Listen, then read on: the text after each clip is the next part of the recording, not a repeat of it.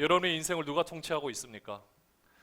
내 인생을 누가 통치하느냐에 따라서 우리 삶은 완전하게 달라집니다. 과거의 상처가 여러분을 통치하고 있습니까? 아니면 자기 연민이 나를 통치하고 있습니까? 아니면 물질 만능주의가 나를 통치하고 있습니까? 누가 통치하느냐에 따라서 내 삶은 천국을 경험하기도 하고 지옥을 경험하기도 합니다. 우리 그런 경험 많이 해보셨죠? 때로는 환경이 너무 힘들어서, 아니 정확하게 표현하면 환경이 힘든 것이 아니라 환경을 바라보는 내 시각이 힘들어서 내가 이렇게 살 필요가 있는가, 이렇게 사는 것이 의미가 있는가 라는 생각을 할 때도 있습니다. 나는 변화가 없어 보이고 매번 똑같은 것에 넘어지는 것 같고 매번 같은 환경 같은데 이게 무슨 의미가 있는가? 하나님은 과연 살아계시는가? 여러 가지 많은 생각들이 우리를 통치할 때가 있습니다. 그런 우리의 모습 가운데 한 번이라도 한번 우리가 객관적으로 우리의 모습을 살펴본 적이 있습니까? 때로는 그게 우리의 감정일 뿐만 아니라 우리의 체력적으로 지쳐서 또 민감하게 반응하기도 해서 결국 이런 모습 때문에 우리가 힘들어할 때도 있습니다. 근데 잘 보면 우리의 생각은요, 치열한 전쟁터임을 알 수가 있습니다. 어떤 생각을 받아들일 것인가, 어떤 마음을 받아들일 것인가, 그리고 이것을 내가 어떻게 생각할 것인가, 여기에 따라서 우리의 모든 삶이 완전히 바뀌어지는 것을 보게 되는데요. 디모데전서 6장 12절 말씀에도 보면은 뭐라고 사도 바울이 디모데에게 고백을 하느냐? 믿음의 선한 싸움을 싸우라, 영생을 취하라. 이를 위하여 내가 부르심을 받았고 많은 증인 앞에서 선한 증언을 하였도다. 믿음에 뭐라 그랬습니까? 선한 싸움을 싸우라는 거죠.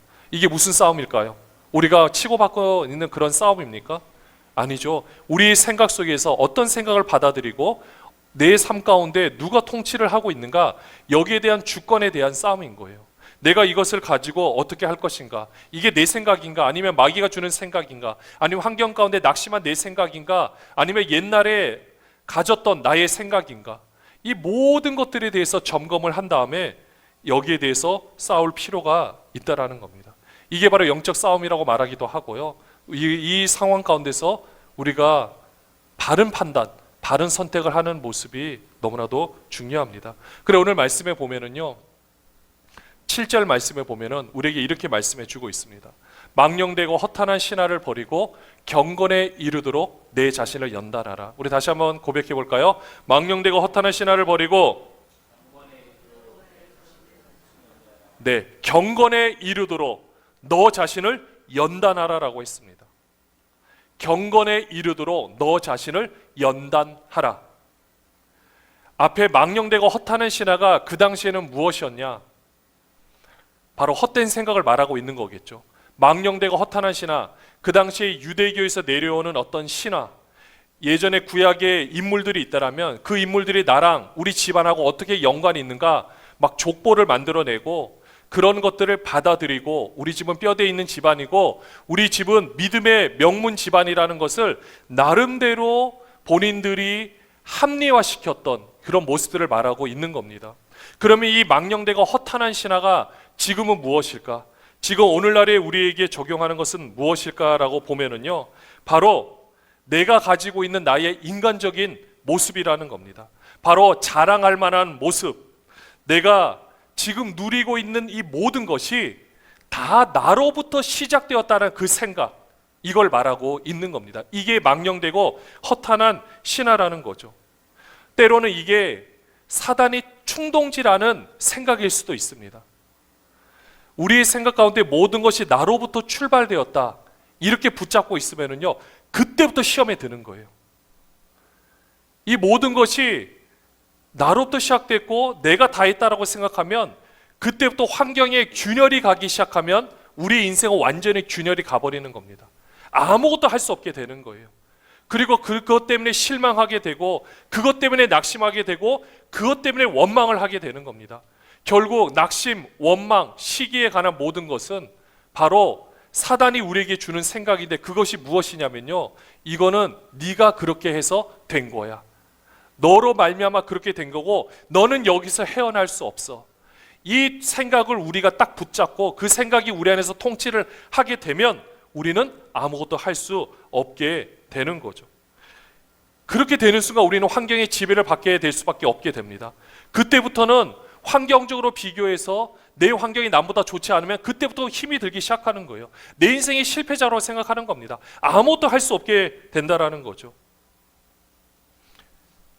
근데 하나님께서는요, 오늘 사도 바울을 통해서 그의 제자였던 디모데에게 뭐라고 말씀하시느냐?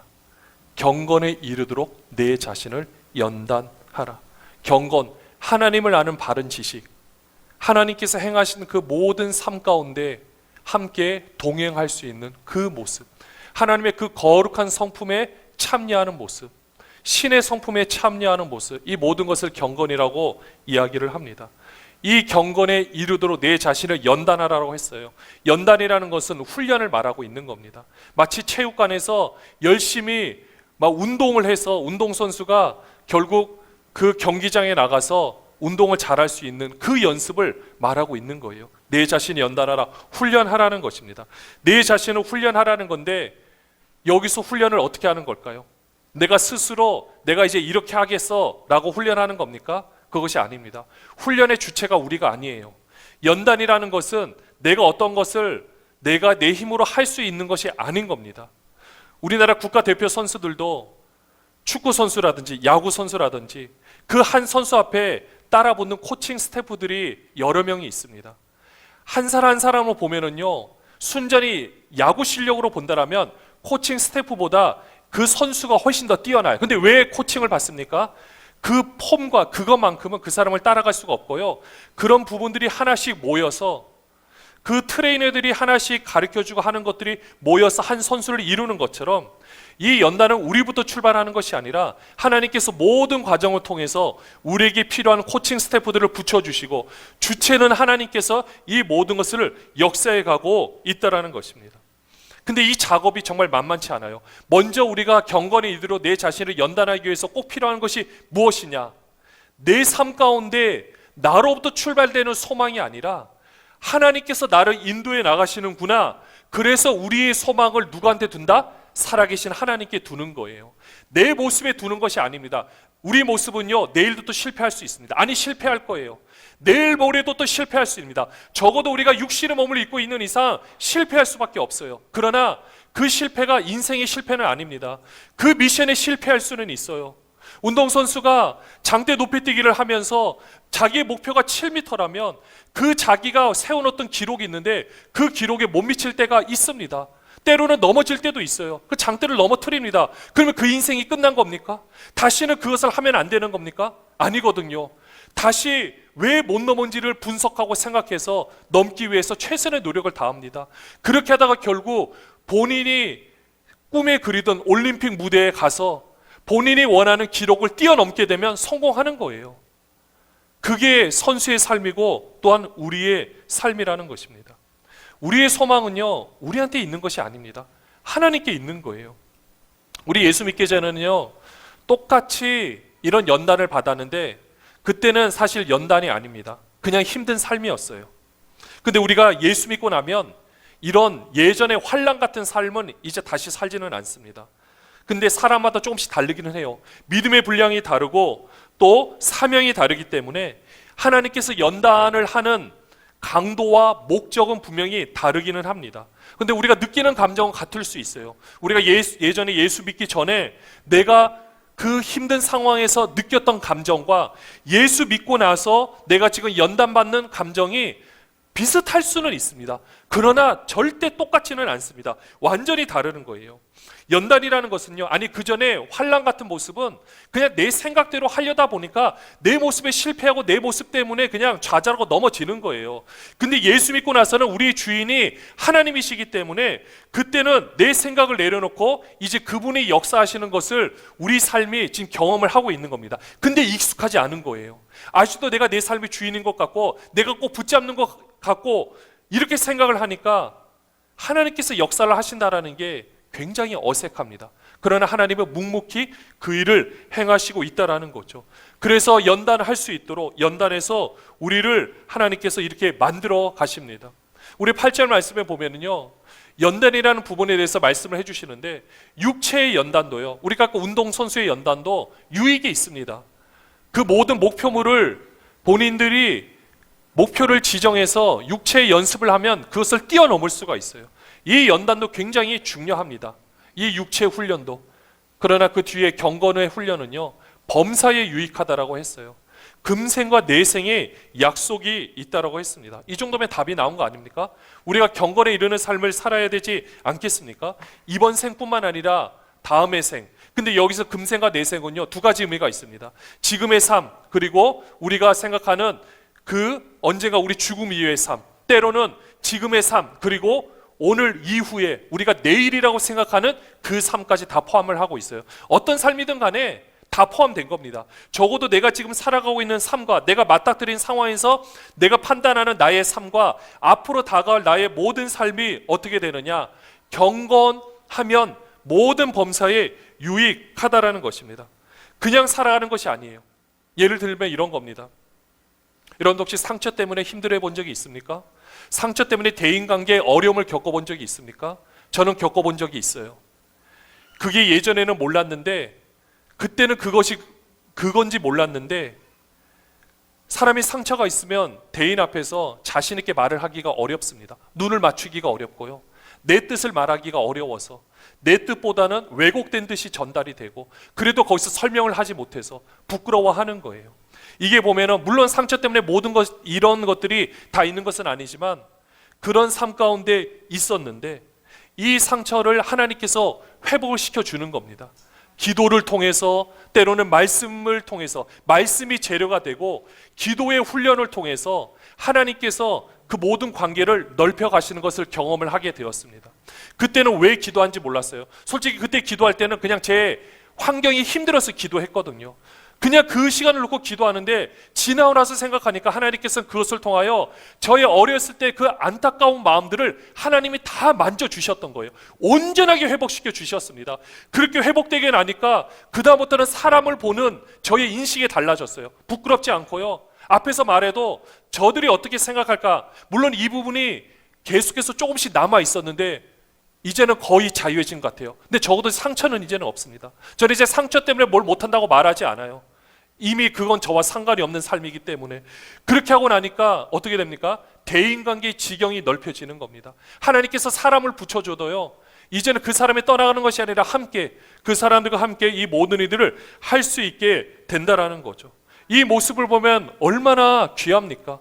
얼마나 좋습니까? 이제 이 삶은요, 이전의 삶으로 저는 돌아갈 필요가 없습니다. 그냥 이렇게 삶을 살아가고, 예전에는 사랑이 뭔지를 잘 몰랐어요.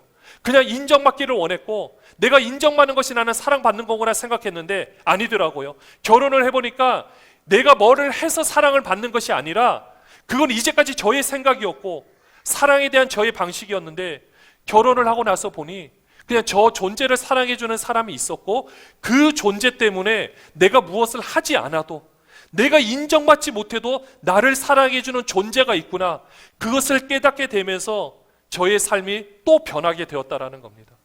이 사랑을 알게 되고 나서는 당연히 삶은 어떻게 됐을까요?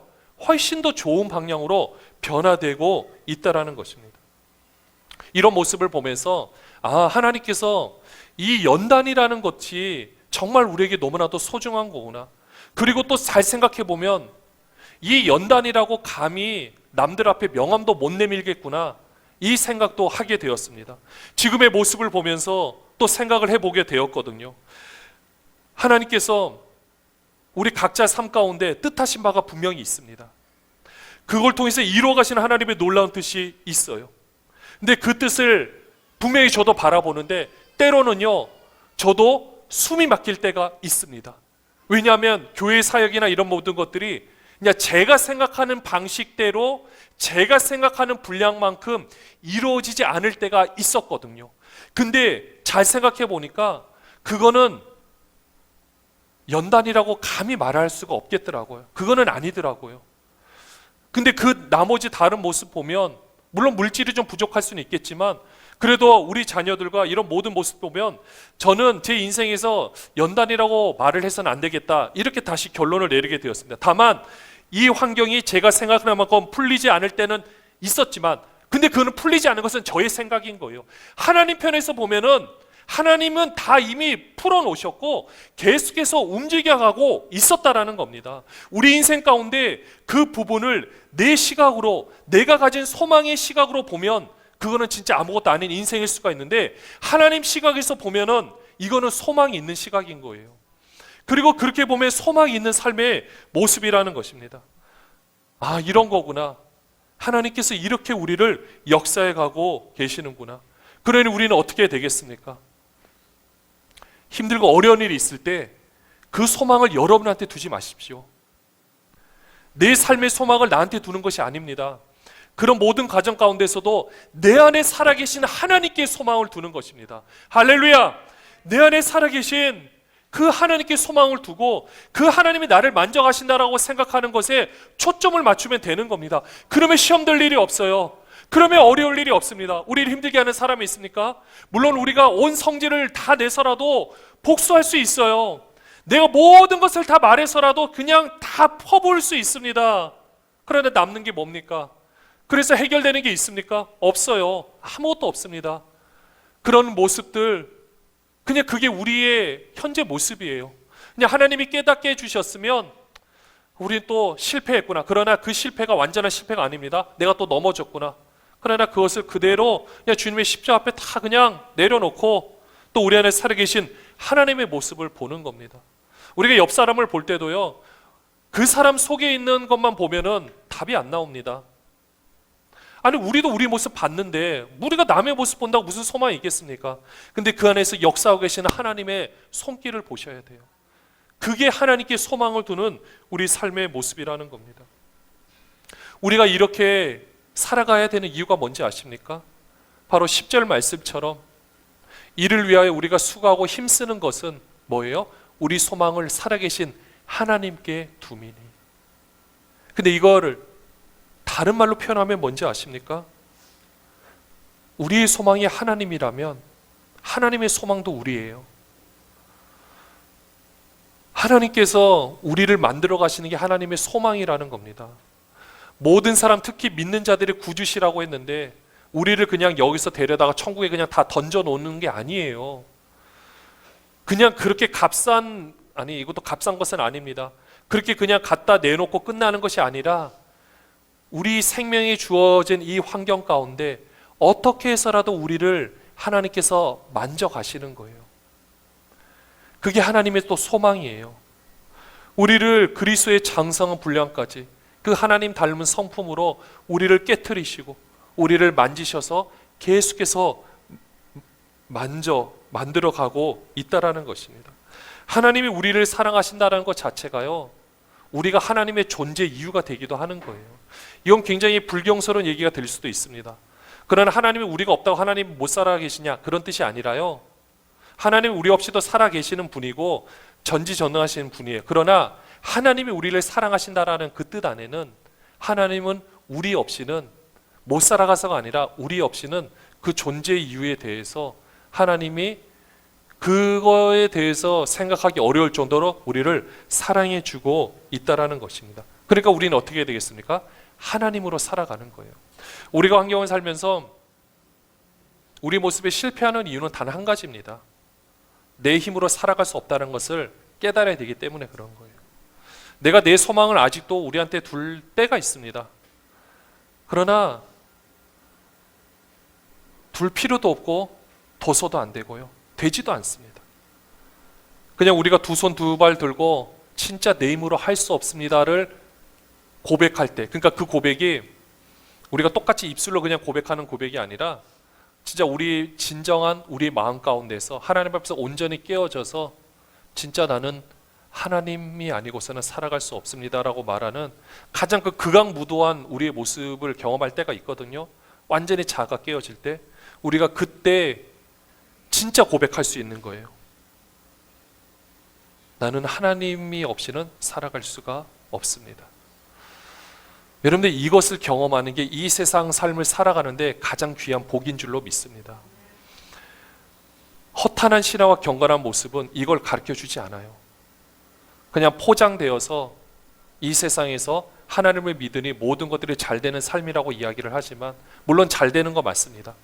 잘 되지만 그 전에 꼭 거쳐야 되는 작업은 진짜 나에게는 소망이 없구나라는 것을 온전히 깨닫고 두 손 두 발 들고 하나님 앞에 그대로 있는 그 순간, 이걸 하나의 문구로 하는 것이 아니라 나의 전인격적으로 온 몸이 그 말에 반응할 수 있는 그 순간, 가장 무식한 것 같아도 하나님 외에는 소망을 둘 수 없는 우리의 모습, 이때 진짜 하나님이 우리의 소망이 되신다라는 겁니다. 사랑하는 여러분들, 저는 여러분들이 이 하나님을 온전히 경험하기를 주님의 이름으로 축원합니다. 지금 우리가 다른 것을 복을 받아라, 맞아요. 더 많은 것들을 말해주고 싶지만 그것은 그냥 따라옵니다. 하나님이 우리 아버지신데 우리가 생각하는 걸 이상으로 안 주시겠습니까? 필요하다면 해도 2개 만들었고요, 필요하다면 모든 것을 다 주셨어요. 우리가 생각대로 안 되었다, 안 된 이유는 단 하나입니다. 우리가 이것을 정확하게 깨달아서 진짜 진리가 무엇인지를 알아서 이 세상에 많은 사람들이 이걸 깨닫지 못해서 결국은 지옥을 향해 가고 있고, 결국은 바른 삶을 살지 못해서 고민하고 있는 그 사람들에게 바른 길을 전해야 되는 사명이 있기 때문에 우리가 지금까지 살아낸 겁니다. 하나님께 주신 사명이 있기 때문에 우리가 이 자리에 있는 것입니다. 여러분들, 이 삶은요, 우리가 그렇게 고대하는 천국의 삶의 예행 연습이에요. 우리가 언젠가 그곳에 갔을 때 여러분들 뭐하고 살겠습니까? 이 세상에서 받은 것들을 가서 자랑하겠습니까?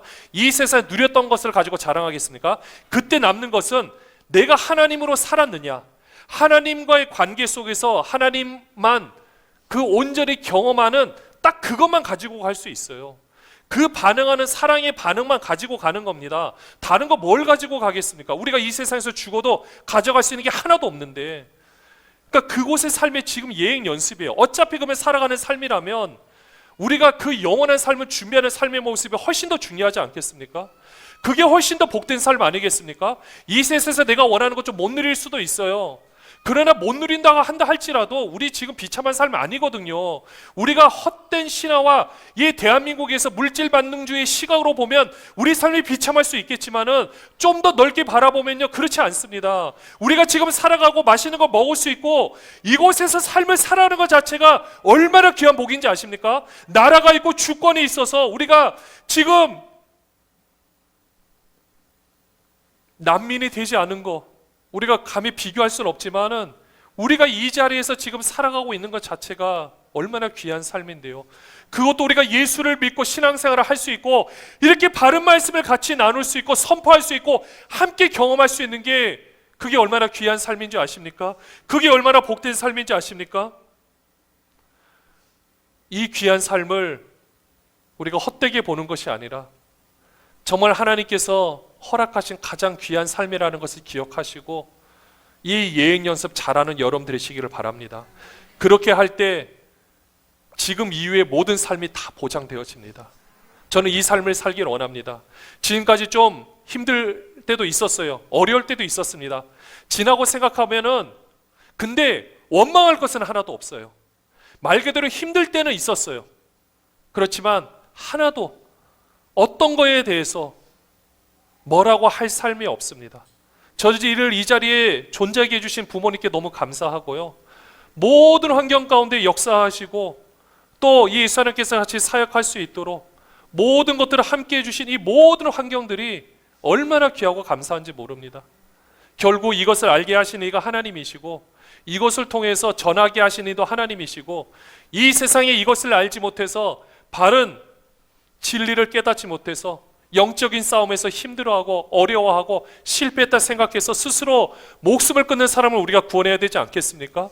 천국으로 삶을 이동하기 전에 우리가 이 시대를 삶을 살아가면서 지금도 스스로 목숨을 끊는 사람 우리가 구원해야 되지 않겠습니까? 우리 하나님께 주신 사명이 분명히 있는 줄로 믿습니다. 그 사람들의 죽음을 우리가 멈춰야 돼요. 대한민국 정부도 하지 못하는 것을 우리가 할 수 있거든요. 우리는 돈으로 그것을 하는 것이 아니라 진짜 우리가 경험하고 우리 삶이 증인이 되어서 이 모든 일을 해야 되지 않겠습니까? 사랑하는 여러분들, 우리가 이 시간 이후부터는 우리가 어떤 삶을 살아왔던, 우리가 어떤 영향을 받았던 그 모든 삶은 이제 여러분의 입술로 그 모든 것은 내가 저주스러운 삶이 아니라고 선포하시고 끊어버리시기를 바랍니다. 예수의 이름으로 끊어버리시기를 바랍니다. 내 삶에 나의 소망을 두지 마시고 우리 하나님께 소망을 두는 여러분 되시기를 바랍니다. 에베소 1장 12절 말씀을 마지막으로 보면서 마치겠는데요, 우리의 씨름은 혈과 육을 상대하는 것이 아니요 통치자들과 권세들과 이 어둠의 세상 주관자들과 하늘에 있는 악의 영들을 상대함이라. 우리의 싸움은 우리 주변에 있는 혈과 육에 대한 싸움 아닙니다. 우리의 생각 가운데 누가 통치하고 있는지 바라보십시오. 그리고 우리의 삶 가운데 누가 역사를 하고 있는지 바라보십시오. 누군가 원망을 하고 싶은 마음이 있고 누군가 불평을 하고 싶은 마음이 드십니까? 여러분의 생각 아닙니다. 그 생각 딱 내려놓으시고 다시 한번 하나님의 생각으로 바꾸시고 온전히 하나님께 소망을 두는 저와 여러분이 되시기를 주님의 이름으로 축원합니다.